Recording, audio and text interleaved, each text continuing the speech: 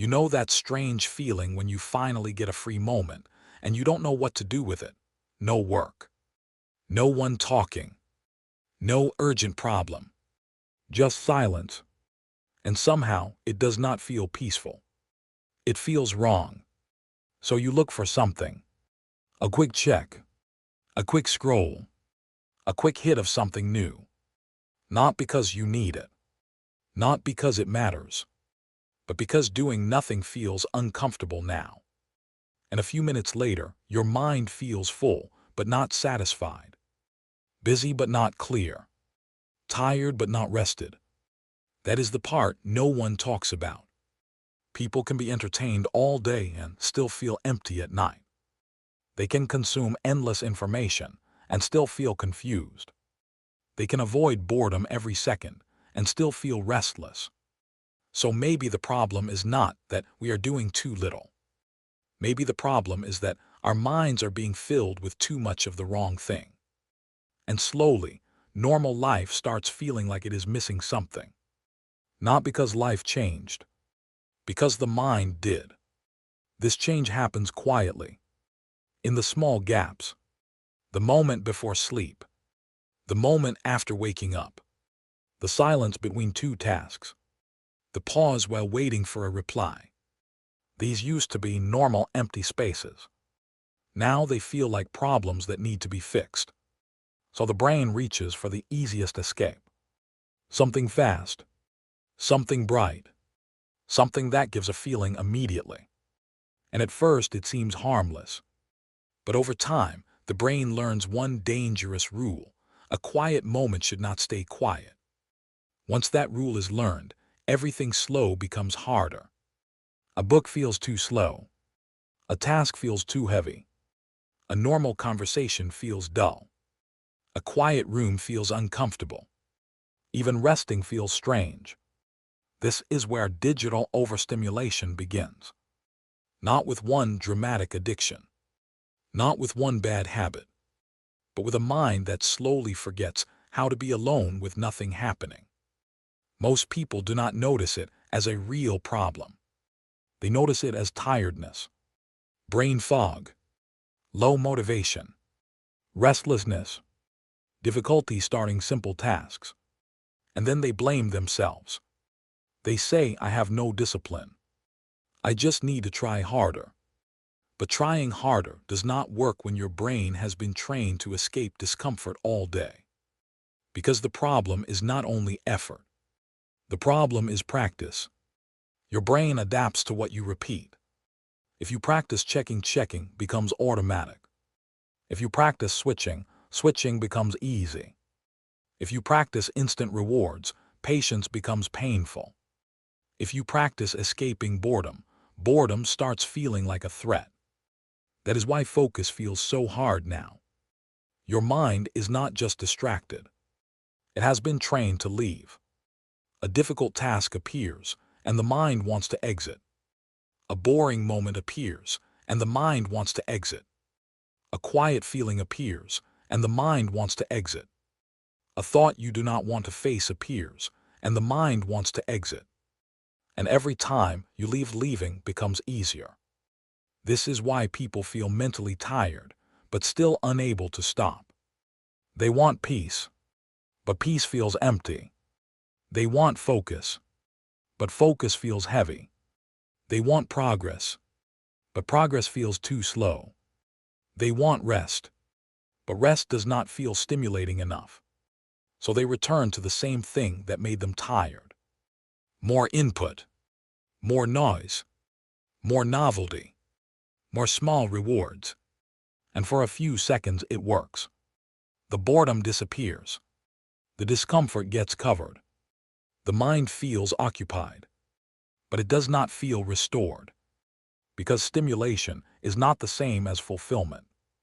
Stimulation keeps your mind busy. Fulfillment makes your mind feel grounded. And most digital spaces are not designed to make you grounded. They are designed to keep you engaged. That is different. Engaged means your attention stays there, even if you feel worse afterwards. Even if you did not learn anything useful. even if you did not enjoy most of it, even if you only kept going, because the next thing might feel better. That might is powerful. Maybe the next video will be better. Maybe the next post will be more interesting. Maybe the next message will change your mood. Maybe the next thing will finally satisfy the feeling. So the brain keeps searching. Not for one thing, for possibility. And possibility never ends. There is always another swipe, another clip, another opinion, another notification, another thing to check. The system never says enough.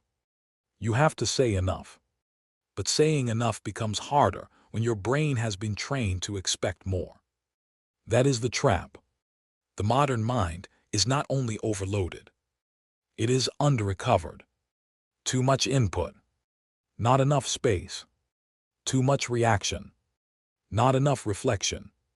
Too much noise, not enough silence. Too many tiny rewards, not enough real satisfaction. So the body may be resting, but the brain is still working, still comparing, still reacting, still switching, still absorbing pieces of other people's lives. And slowly, the mind becomes crowded. This is why sleep does not always fix it. This is why free time does not always feel relaxing. This is why a weekend can pass and you still feel mentally tired. Because your brain was never given real quiet. It was only given more things to process. And this creates the biggest conflict. Your goals are slow. Your habits are fast. Your future requires patience. Your environment trains impatience. Your dreams require depth. Your daily routine trains shallow attention. So you feel stuck. Not because you do not care, but because the life you want requires a version of focus. Your habits are slowly weakening. That is the honest part. Digital overstimulation does not just take your time. It takes your tolerance. Tolerance for boredom. Tolerance for effort. Tolerance for silence. Tolerance for slow progress. And without that tolerance, meaningful things become harder to build. But this can change. Not through extreme routines. Not by deleting everything overnight. Not by pretending you can escape the modern world. That usually fails. The brain changes through small repeated patterns. One quiet minute. One task without switching. One meal without background noise. One walk without constant input. One pause before checking. One moment where you feel the urge and do not obey it immediately. That pause matters. Because the pause is where the old pattern breaks. The urge says, check something. Escape this. Fill the silence. Find something easier. But you wait. Just for a few seconds. And in that moment, your brain learns something new. The urge is not an order. Boredom is not danger. Silence is not a problem. Discomfort does not have to control you. At first, it will feel uncomfortable. That does not mean you are failing. It means your brain is adjusting. A mind used to constant noise will not enjoy silence immediately. A mind used to fast rewards will not enjoy slow effort immediately. A mind used to escaping will not enjoy staying immediately. But slowly it remembers. It remembers how to focus. It remembers how to wait. It remembers how to think without needing something new every few seconds. It remembers how to be present without being entertained. The goal is not to make life exciting all the time. That is impossible. The goal is to stop needing life to be exciting every second. Because real life is slow. Work is slow. Growth is slow. Healing is slow. Discipline is slow. Peace is slow. And if your brain cannot tolerate slow, it will struggle to build anything deep. So the answer is not always more. More content. More noise. More stimulation. More things to keep the mind busy. Sometimes the answer is less. Less interruption, less switching, less instant escape, less filling every gap, less letting outside systems decide what your mind should care about. Because your attention is not unlimited. Every time something takes it, something else loses it. Your focus loses it. Your peace loses it. Your future loses it. Your real life loses it.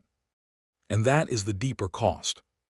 Digital overstimulation does not only make you distracted, it makes ordinary life feel like it is not enough.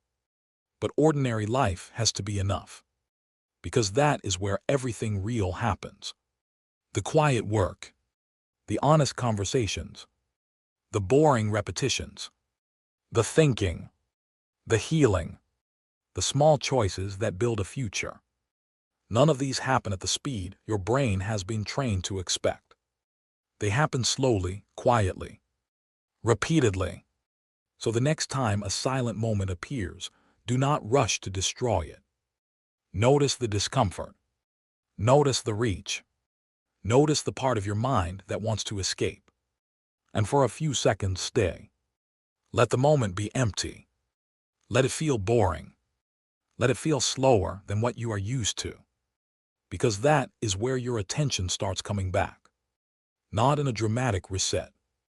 Not in a perfect routine. But in the small gap where you choose not to run.